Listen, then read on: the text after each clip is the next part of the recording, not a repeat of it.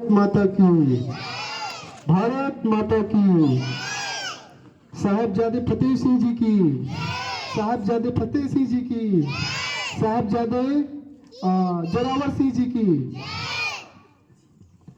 आज के इस बहुत ही पावन दिन, पुण्य दिन में हम सभी यहाँ पे इकट्ठे हुए हैं और हमारे जो वीर बाल दिवस है इसके उपलक्ष्य में हम सभी यहाँ पे उपस्थित हुए। हमारे स्कूल के सभी टीचर्स, हमारे स्टाफ, हमारे छोटे छोटे सभी प्यारे बच्चों, आप सभी को इस बाल दिवस में उपस्थित हुए हैं। और इस वीर बाल दिवस में उपस्थित होने का हर किसी का एक रीज़न होता है।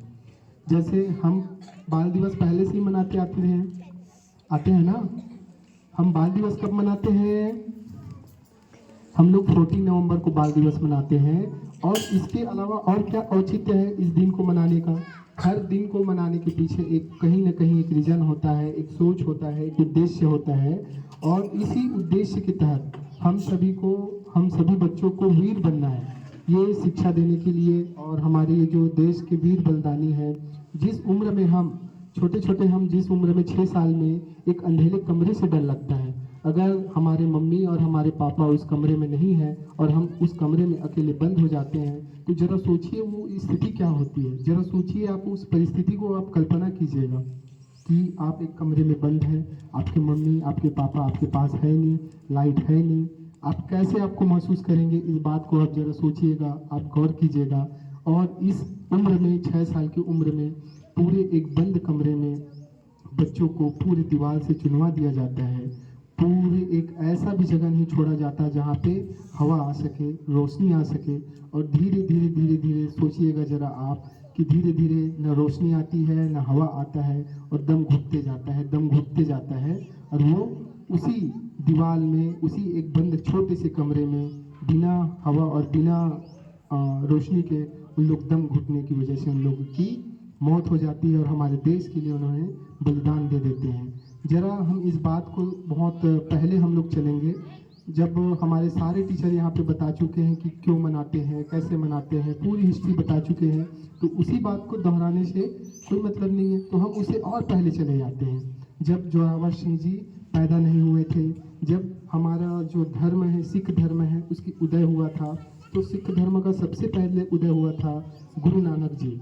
गुरु नानक जी सिखों के पहले धर्म गुरु थे, गुरु हैं। और धीरे धीरे जैसे जैसे समय बढ़ते गया, पहले गुरु से दूसरे गुरु से तीसरे गुरु से चौथे, और 10वें गुरु हुए गुरु गोविंद सिंह। गुरु गोविंद सिंह के 4 पुत्र हुए। और जैसे कि हमारे मैम ने बताया कि 2 जो पुत्र हैं, युद्ध हुआ, मुगलों के बीच युद्ध होते रहता था, हमेशा युद्ध का माहौल बना रहता था।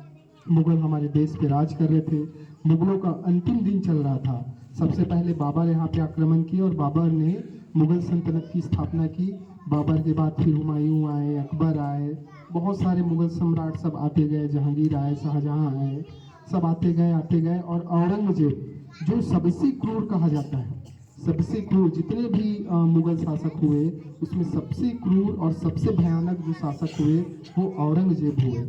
औरंगजेब का आप लोग एक मूवी देखे होंगे, एक मूवी देखे हैं, छावा। छावा मूवी कोई देखा है? छावा मूवी देखे हैं? ठीक है, छावा मूवी जब आप देखे होंगे, उसमें औरंगजेब को दिखाया गया है। आप देखे होंगे औरंगजेब की क्रूरता कितनी भयानक थी, किस प्रकार से उसमें छावा में शिवाजी के जो पुत्र थे,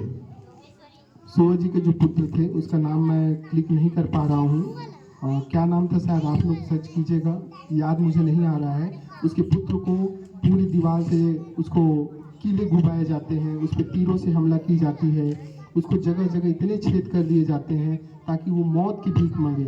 और उनको बोला जाता है कि धर्म परिवर्तन कीजिए।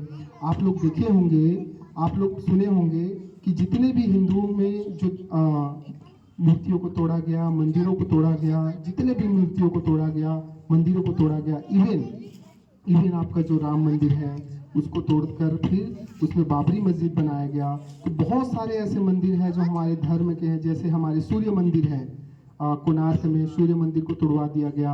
आपके बहुत सारे ऐसे हमारे प्राचीन मंदिर है नालंदा यूनिवर्सिटी थे, जो नालंदा यूनिवर्सिटी आप लोग जानते होंगे। नालंदा यूनिवर्सिटी इतना बड़ा यूनिवर्सिटी था, इतना बड़ा विश्वविद्यालय था, जो पूरे विश्व में उस टाइम नहीं हुआ करता था। इतना बड़ा यूनिवर्सिटी उसको जला दिया गया, और उसको जब उसको जलाया गया, आप लोग कल्पना कीजिएगा वो कितना बड़ा रहा होगा, कितनी बड़ी उसकी ख्याति रही होगी। धू धू धू करके वो जलते रहा, पूरे साल भर 365 दिन वो जलते रहा, तब तक उसकी उसमें आग लगी रही, और उसमें आग की जो लपटें 365 दिन तक भी उसमें रही। अब सोचिएगा कितना सारा उसमें हमारा ग्रंथ रहा होगा, पुस्तकें रही होगी। जैसे हम लोग एक आग लगाएंगे तो एक दिन में जल के वो खाक हो जाएगा, हो जाता है कि नहीं, हो जाता है ना। तो उसमें सोचिए इतने सारे बुक्स थी। पहले बुक्स किसके बने होते थे, लकड़ियों के बने होते थे, लकड़ियों के पन्नों से, पत्तों से बने होते थे। तो उसको जब जलाया गया तो 365 दिन से अधिक समय तक उसमें आग रही, और इतने भयंकर क्रूर थे, निर्दयी थे। उनका एक ही उद्देश्य था कि काफिरों को हमला करो, काफिरों को धर्म परिवर्तन करवाओ। और काफिरों का मतलब यहाँ पे होता था जो गैर मुस्लिम, जो मुस्लिम धर्म को नहीं मानते थे उनको काफिर बोलते थे। तो हिंदू धर्म ही है, जो मुस्लिम धर्म को नहीं मानते थे, तो उनका एक ही उद्देश्य था कि मुसलमान बनाते चलो अपने धर्म का ध्वजा को फहराते चलो, और हिंदू धर्म जितना जल्दी खत्म हो जाए तो हम इस्लाम राष्ट्र बना लें। और आप लोगों को बताना चाहूँगा, औरंगजेब के समय में मुगलों का सबसे बड़ा साम्राज्य स्थापित हुआ। बहुत सारे मुगल सम्राट थे, लेकिन सबसे बड़ा साम्राज्य मुगलों के टाइम में, मुगलों का सबसे बड़ा साम्राज्य एम्पायर खड़ा किया औरंगजेब ने। पूरे आपके भारत के, आपके उत्तर भारत से लेकर पूरे दक्षिण भारत तक कुछ कुछ ऐसे राज्य थे जो बचे हुए थे, जिसमें हमारे इधर कन्याकुमारी एरिया में कुछ कुछ हो गए थे, कुछ आपका नेपाल के बॉर्डर से बच गए थे। तो कुछ ऐसे राज्य थे जो बच गए थे, बाकी बहुत बड़ा एम्पायर मुगलों ने खड़ा कर दिया औरंगजेब के टाइम में। तो इस प्रकार से वो क्रूर थे, और ये जो क्रूरता थी वो कहाँ से आई थी, इस्लाम से आई थी। और आज आप लोगों को, हम लोग ये जो मनाने के पीछे जो रीज़न है, हम लोगों को जगाने के लिए इसको मनाया गया है। इसके पीछे यही कारण है कि आज के डेट में जिस टाइम, उस टाइम धर्म परिवर्तन जिस गति से हो रहा था, जिस गति से धर्म परिवर्तन हो रहा था, जिस गति से हिंदू खत्म हो रहे थे, उसी गति से आज भी हमारा धर्म खत्म हो रहा है, धर्म परिवर्तन किया जा रहा है, उसी गति से हो रहा है। इसीलिए इसको फिर से जागृत करने के लिए कि हम लोग जागें, हम लोग समझें कि हमारा धर्म सर्वोपरि है। जिस धर्म में हम पैदा हुए हैं उसी धर्म में हमको मरना है, और हिंदू धर्म से बड़ा इस दुनिया में कोई भी धर्म नहीं है। सत्य सनातन धर्म इस दुनिया का सबसे बड़ा धर्म है, और इस धर्म की रक्षा करने का पूरी जिम्मेदारी हम लोगों की है, हम बच्चों की है।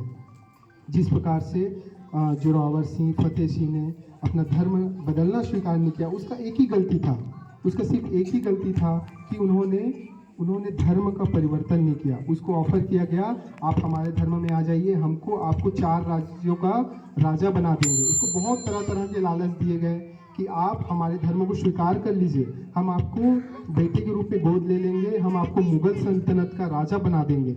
इतना बड़ा बड़ा ऑफर उनको दिया गया, लेकिन उसके अंदर लालच नहीं आया।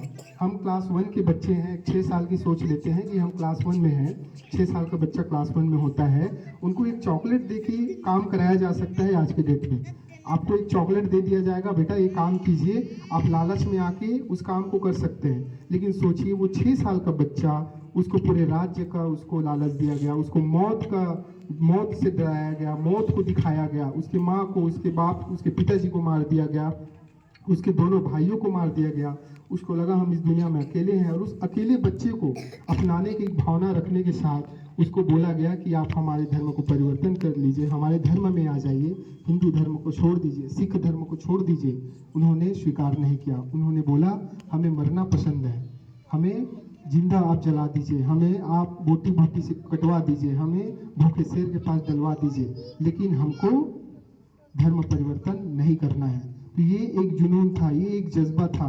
कैसे रहे होंगे उसके माँ, उसके बाप, कि कैसे उनको शिक्षा दिए रहे होंगे, ये भी एक बड़ी सोचने वाली बात है कि उसके अंदर इतनी छोटी सी उम्र में उनके अंदर इतनी कूट कर देश के प्रति प्रेम, अपने धर्म के प्रति लगाव, अपने धर्म रक्षा के प्रति उनके अंदर एक भाव था। ये बहुत बड़ी बात है। तो हम सबको भी एक जागने की बात है। हमारे पास भी अभी आने वाले समय में तरह तरह के लालच देने के लिए हमारे पास आएंगे, क्रिश्चियन धर्म के लोग आएंगे, मुस्लिम धर्म के लोग आएंगे, हमको लालच देंगे, हमको जो